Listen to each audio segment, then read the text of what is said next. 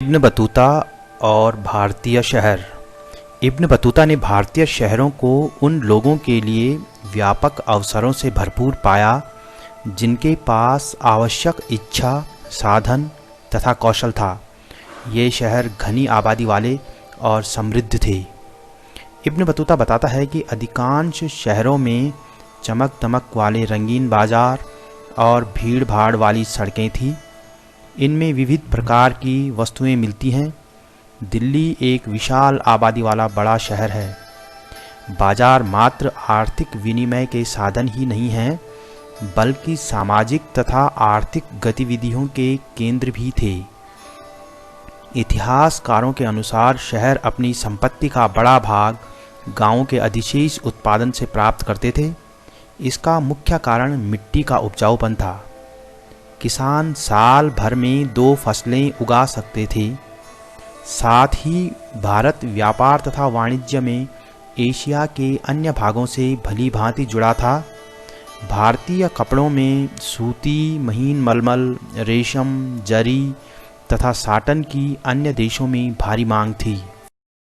भारतीय डाक व्यवस्था। इब्न बतूता के अनुसार व्यापारियों को प्रोत्साहित करने के लिए राज्य विशेष उपाय करता था।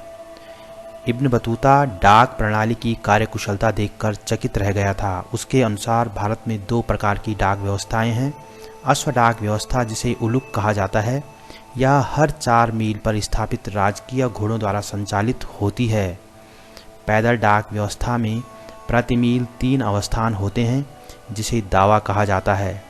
पैदल डाक वाहक के पास 2 हाथ लंबी एक छड़ होती है, जिसके ऊपर तांबे की घंटियां लगी होती हैं।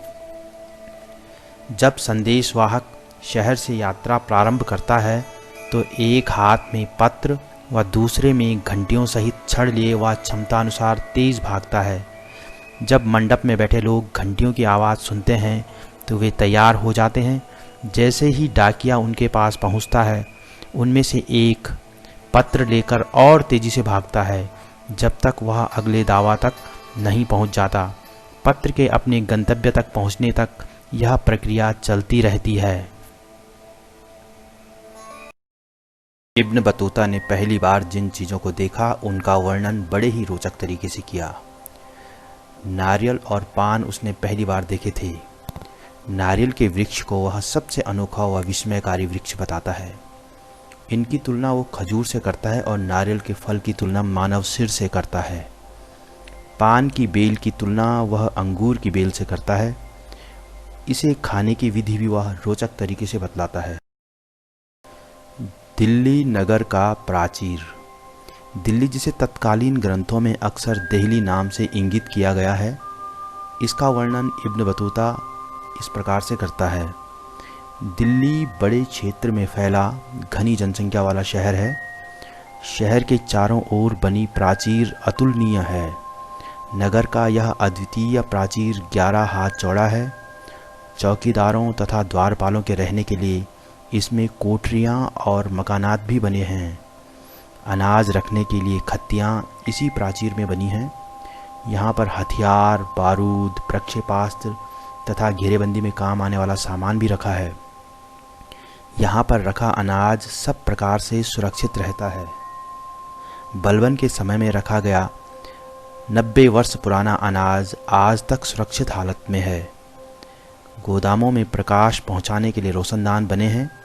प्राचीर के ऊपर कई सवार तथा पैदल सैनिक नगर के चारों ओर घूम सकते हैं। प्राचीर का निचला भाग पत्थर का बना हुआ है और ऊपर पक्की ईंटों का।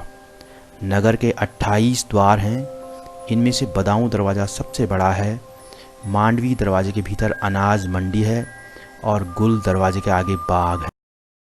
इब्न बतूता ने जैसी देखी। दिल्ली का वर्णन करते हुए इब्न बतूता लिखता है कि इस महान नगर के भवन बड़े सुंदर तथा दृढ़ बने हुए हैं। वह दिल्ली की कुव्वत उल इस्लाम मस्जिद, कुतुब मीनार, लौह स्तंभ व हौज खास का वर्णन भी करता है। इब्न बतूता द्वारा वर्णित दौलताबाद का विवरण। दौलताबाद में गाने वाले व्यक्तियों का भी एक बाजार है, जिसको ताराबाद कहा जाता है। यह बहुत ही सुंदर व विस्तृत है। यहाँ दुकानों की संख्या भी बहुत अधिक है। दुकानों के फर्श बहुत ही अच्छे हैं। इसके बीचों बीच एक झूला लगा है। गायिकाएं इसी झूले में बैठकर गाना गाती हैं। बाजार के मध्य में एक गुंबद भी है। यहाँ पर सूर्यास्त होने तक गीत संगीत चलता रहता है।